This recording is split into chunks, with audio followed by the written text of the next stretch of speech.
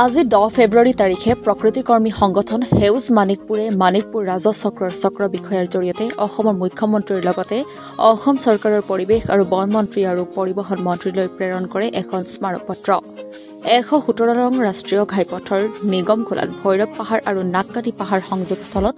যি চাৰিখৰীয়া ঘাইপথ নিৰ্মাণৰ কাম চলিছে তাৰ জীৱ-জন্তুসমূহ সুৰক্ষা দিয়াৰ বাবে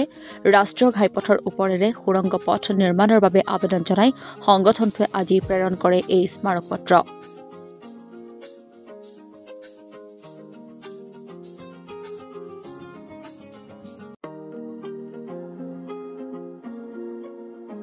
নং নেশ্যনেল হাইৱে যি বনাই আছে যোৱা বছৰ 12টা সোণালী বন্দৰ এক্সিডেণ্ট হৈ মৰিছে আৰু আমি দেখিছোঁ যে এইবাৰ যিটো আৰু বনাই আছে আপোনাৰ শালমৰাৰ পৰা ধুবুৰীলৈকে তাত আপোনাৰ ভৈৰৱচূড়া আৰু নাগকাটিৰ সংযোগী যিটো ৰাস্তা পথ সেই তাত যাতে আপোনাৰ অতি কমেও 50 মিটাৰৰ এটা সুৰংগ দিয়ে কাৰণ এইফালে থাকিলে আপোনাৰ নাগকাটি আৰু এটা সাইড থাকিলে ভৈৰৱচূড়া বা ভৈৰৱ পাহাৰ তাত যদি এতিয়া কালভাৰটো নিদিয়াকৈ যদি নেশ্যনেল হাইৱে 4 লেনযুক্ত হাইৱেটো যদি বনাই থাকে তেতিয়াহ'লে তাত বিভিন্ন জীৱ জন্তু মৰিব। আমি দেখিছোঁ তাত বনৰৌ আছে নাগকাটি আৰু ভৈৰৱচূড়াত তাত আপোনাৰ কিং কোব্ৰা আছে তাত আপোনাৰ শহাপহু আছে তাত আপোনাৰ লতা মেকুৰী বা আছে সোণালী বান্দৰ আছে।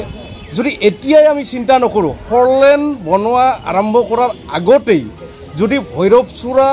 আৰু নাগকাটি সংযোগী ৰাস্তাত যদি ভিতৰে এটা সুৰংগ দিয়া নহয় তেতিয়াহ'লে ডেইলি তাত জীৱ জন্তু মৰিব 4 লেন বনোৱাৰ সময়ত কাৰণ যেতিয়া 4 লেন বনাব তেতিয়া ডাঙৰ কৰোঁতে পাহাৰখন কাটিব কাটাৰ লগে লগে তাত আপোনাৰ বহুত গাড়ী গুচি যাব আৰু তাত বহুত জীৱ জন্তু মৰিব। সেইকাৰণে আমি চৰকাৰক অনুৰোধ জনাইছোঁ আমি ক'বলৈ বিচাৰিছোঁ আজি আমি মেমৰেণ্ডাম দিছোঁ আমাৰ মানিকপুৰ চাৰ্কুল বিষয়াৰ জৰিয়তে অসমৰ মুখ্যমন্ত্ৰীলৈ দিছোঁ বন বিভাগলৈ মন্ত্ৰীলৈ দিছোঁ আপোনাৰ পৰিবহণ মন্ত্ৰীলৈ দিছোঁ যে আপোনাৰ 4 লেন বনোৱাৰ আগে যাতে তলেৰে যোৱা সুৰংগৰ ব্যৱস্থা কৰে সুৰংগৰে যেতিয়া গাড়ীবিলাক গুচি যাব ওপৰেৰে ধুনীয়াকৈ এটা ৰাস্তা পাব নাগকাটি আৰু আপোনাৰ ভৈৰৱচূড়া বা ভৈৰৱ পাহাৰৰ সংযোগ সিহঁতে এটা স্পেচ পাব ঘূৰিবৰ গতিকে সেইকাৰণে আমি মেমৰেণ্ডামটো দিছোঁ আৰু আমি আকৌ এবাৰ কৈছোঁ যাতে 4 লেনটো হোৱাৰ আগতেই এই ব্যৱস্থাটো কৰি দিয়ে সুৰংগটোৰ। আমি দেখিছোঁ যে বিভিন্ন কাৰণত বহুত মৰি আছে তেনেকৈ জীৱ জন্তু 4 লেন বনোৱাৰ সময়ত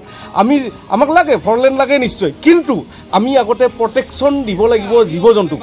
বা আপোনাৰ বঙাইগাঁৱত কেইখনমান মাত্ৰ পাহাৰ আছে আৰু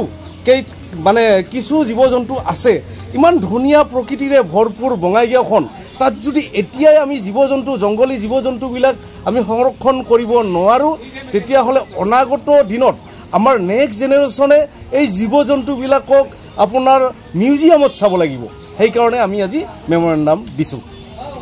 নাগকাটি আৰু ভৈৰৱ পাহাৰ সংযোগী যি চাৰিখৰীয়া ৰাষ্ট্ৰীয় ঘাইপথ নিৰ্মাণ হৈ আছে এই ৰাষ্ট্ৰীয় ঘাইপথ নিৰ্মাণ হোৱাৰ আগতেই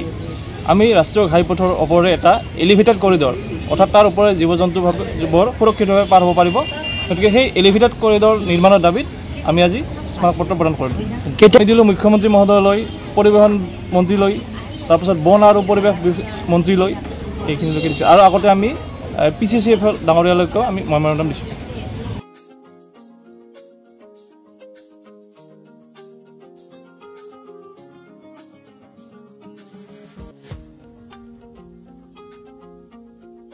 মানিকপুৰৰ পৰা আব্দুল সুবহান আলীৰ ৰিপৰ্ট অসম টুডে।